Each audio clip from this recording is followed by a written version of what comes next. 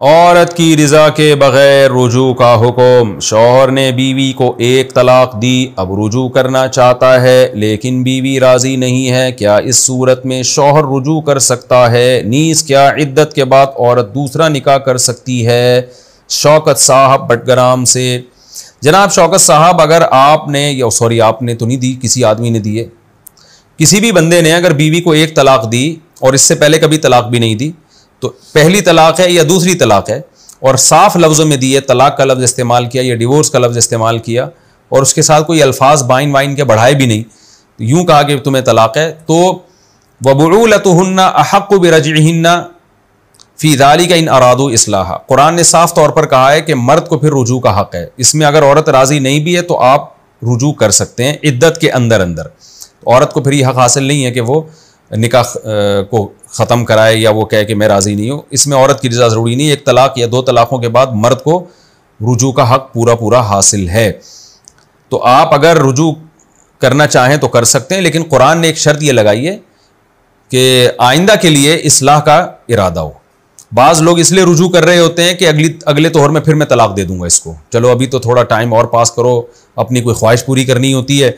तो इमसाक बिल मारूफ का उनका इरादा नहीं होता कि मोहब्बत के साथ में अपनी बीवी को अब रखूंगा अपने पास, बल्कि उसको टॉर्चर करना, और जैसे अरब की आदत थी लटका के छोड़ देते थे, तलाक देते थे। जैसे इद्दत पूरी होने वाली थी रुजू करते, नीयत ये होती कि ताकि इसकी इद्दत और लंबी हो जाए और थोड़ा सा हम और थोड़ा सा इंजॉय कर लें, और रखने का प्रोग्राम नहीं होता था उनका। तो ऐसी नीयत अगर आपकी है तो ये बुरा काम है। ऐसी सूरत में आप अगर रुजू करेंगे, अगर आपने मोहब्बत के साथ बीवी को रखना है, आइंदा इस्लाह अहवाल के साथ रखना है, तो रुजू का हक़ बहरहाल आपके पास है। आपकी बीवी को ये हक़ नहीं है कि वो इनकार कर दे, लेकिन ये इद्दत के अंदर अंदर। अगर 3 मेंसेस औरत के गुजर गए और आपने रुजू नहीं किया तो फिर आप बीवी की मर्ज़ी के बगैर रुजू नहीं कर सकते, बल्कि फिर दोबारा निकाह होगा। फिर उसमें आपकी वाइफ को इख्तियार होगा, आपसे निकाह करें तो नए महर के साथ निकाह कर सकती हैं, आपसे ना करें कहीं और करना चाहें तो कहीं और भी कर सकती हैं। घर वालों के दबाव में तलाकनामे पर दस्तखत किए तो क्या हुक्म है? शौहर ने तलाक का एक नोटिस मुझे भेजा, फिर हमारी सुलह हो गई। 15 दिन बाद शौहर के दूसरे ससुराल वालों ने, कितने ससुराल हैं भाई आपके शौहर के? दूसरे ससुराल वालों ने खुद तलाक के 2 नोटिस लिखवाए। ससुराल ससुराल मुकाबला हो रहा है, इन्होंने एक नोटिस, उन्होंने दूसरे वाले ससुराल ने डबल नोटिस, तीसरे वाले ने मेरा ख्याल है 3 नोटिस भेजे होंगे। अच्छा खैर जी, 2 नोटिस लिखवाए और ज़बरदस्ती तलाक के नोटिस पर दस्तखत करवा लिए। तो क्या ज़बरदस्ती दस्तखत करवाने से तलाक हो जाती है? अतिया साहिबा लाहौर से। देखिए उसूली तौर पर मसला तो ये है कि ज़बान से अगर कोई तलाक दे तो चाहे ज़बरदस्ती दे या खुशी से दे, दोनों सूरतों में तलाक हो जाती है। तहरीरी तलाक अगर ज़बान से अल्फाज का तलफ़ुज़ नहीं किया, तो अगर ज़बरदस्ती किसी ने लिखवाई है या सिग्नेचर करवाएं तो ज़बरदस्ती में तहरीरी तलाक वाक़ई नहीं होती। लेकिन ज़बरदस्ती का मतलब क्या है? बाज़ लोग हमारे पास आते हैं कि हमसे ज़बरदस्ती तलाक लिखवाई गई है, हम उनसे पूछते हैं कि क्या ज़बरदस्ती थी? कह रहे ज़हनी दबाव था। भाई क्या दबाव था? डिफाइन तो करो ना। क्या कोई ख़तरा था कि मार देंगे जान से या आपके अब्बा को मार देंगे? क्या ख़तरा था?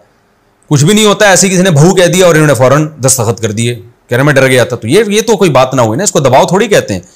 तो आप जो भी नफ्सियाती दबाव या जहनी दबाव जिस किस्म का था, क्या धमकी दी जा रही थी कि अगर दस्तखत ना करते तो क्या हो जाता, दज्जाल निकल आता या क्या मसला हो जाता, वो पूरा मसला आप डिफाइन करें तो फिर हम फतवा दे सकते हैं।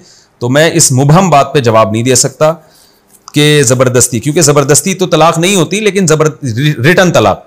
लेकिन ज़बरदस्ती का मफहूम आपके जहन में है क्या, वो आपको ज़रा डिफाइन करना पड़ेगा। लिहाजा आप बिनोरी टाउन है या दारुल उलूम कोरंगी है या जामिअतुर रशीद है, या तो वहाँ सवाल भेज दें या हमारे पास भेज दें, मेरे एड्रेस पे भेज दें। रिटर्न में जामिअतुर रशीद भेज दें, बेशक मेरे नाम के साथ भेज दें, दारुल इफ्ता जामिअतुर रशीद एहसानाबाद कराची, इस एड्रेस पे भेज दें अपना नाम लिख के, और उसमें अपना कॉन्टैक्ट नंबर भी हो ताकि कोई पूछना चाहे उस बारे में, उस कैफियत के बारे में, तो मुफ्ती जिसके पास भी वो फतवा जाएगा वो पूछ सके। मेरे पास आया तो मैं पूछ सकूँ।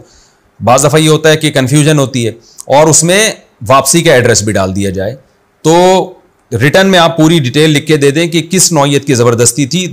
दारुल उलूम कोरंगी भेज दें, बिनोरी टाउन से जवाब ज़रा जल्दी मिल जाता है मैंने सुना है, तो वहाँ भेजेंगे तो ज़्यादा अच्छा है। वरना जामिअतुर रशीद भेज दें तो वो ज़बरदस्ती की नौइयत चेक की जाएगी, उसके बाद फतवा दिया जाएगा कि तलाक हुई है या नहीं हुई है।